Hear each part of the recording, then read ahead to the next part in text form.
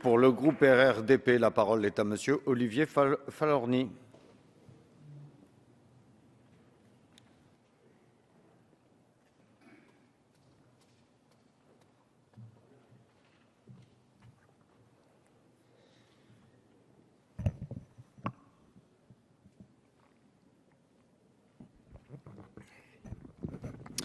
Monsieur le Président, Monsieur le Ministre, Monsieur le Président de la Commission des lois et rapporteur, mes chers collègues, notre règlement, pour reprendre le mot des jeunes Pierre dans son traité, n'est qu'en apparence la loi intérieure de notre Assemblée.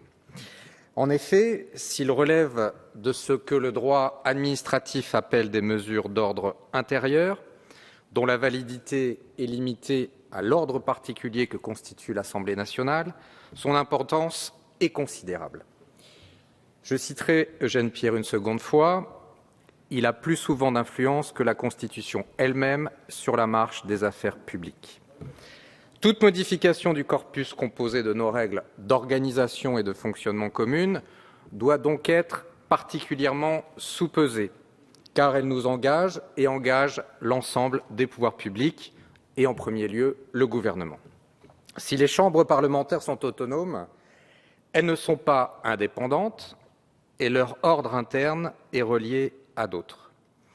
Les députés radicaux de gauche en ont toujours été conscients et s'ils ont voté la réforme constitutionnelle de 2008, permettant ce faisant son adoption par le Congrès, ils ont voté contre la réforme du règlement subséquente, considérant qu'elle outrepassait la lettre de la réforme qui avait vocation à conforter et améliorer les pouvoirs du Parlement.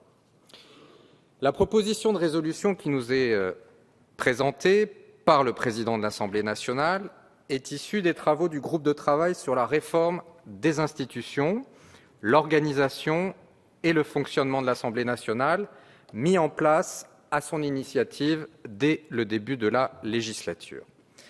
L'ensemble des groupes politiques étaient représentés au sein de cette instance et les propositions sont censées refléter le consensus auquel ils sont parvenus.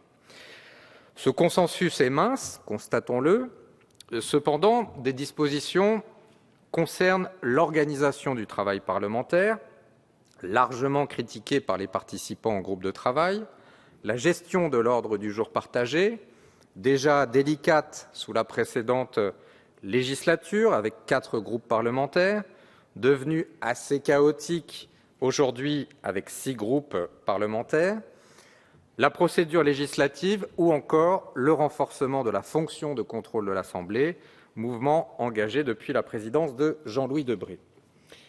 Plusieurs dispositions de la proposition de résolution reçoivent notre agrément.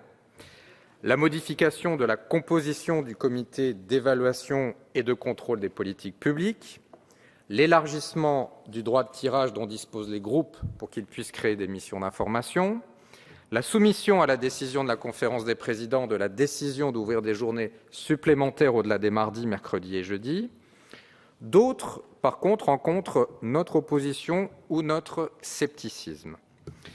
La fixation d'un plafond par député du nombre de questions écrites qu'il pourra poser nous semble une mesure à la constitutionnalité douteuse. La réduction uniforme de la discussion générale des textes décidée par la conférence des présidents en début de législature en particulier.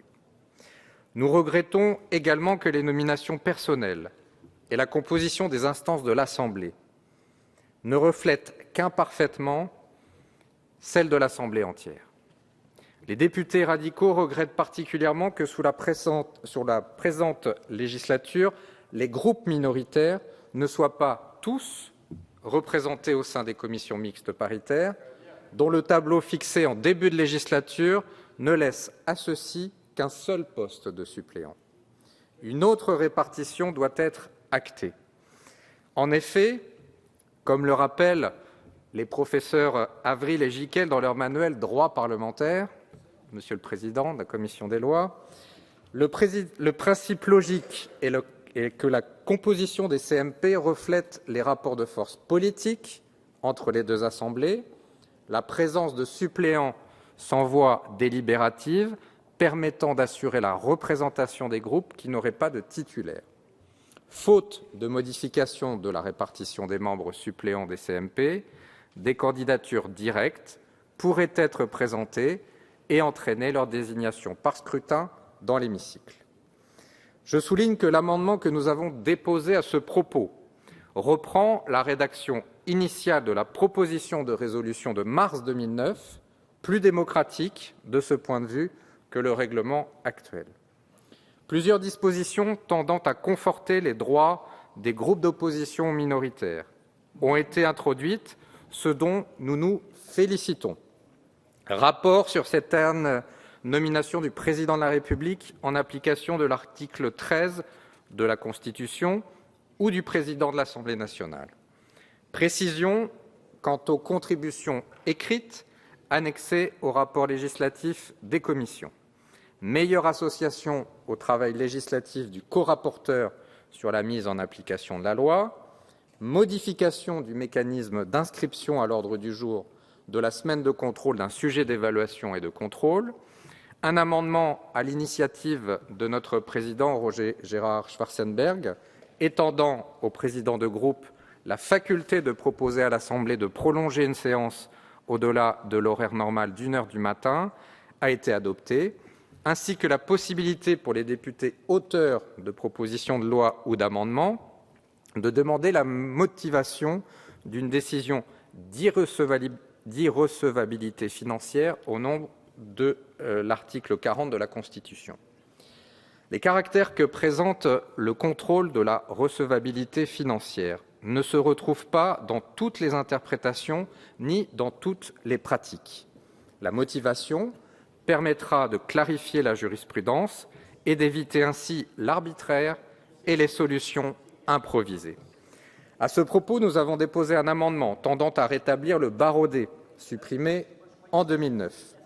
En commission, le rapporteur a justifié son avis défavorable en arguant du coût de ce rétablissement.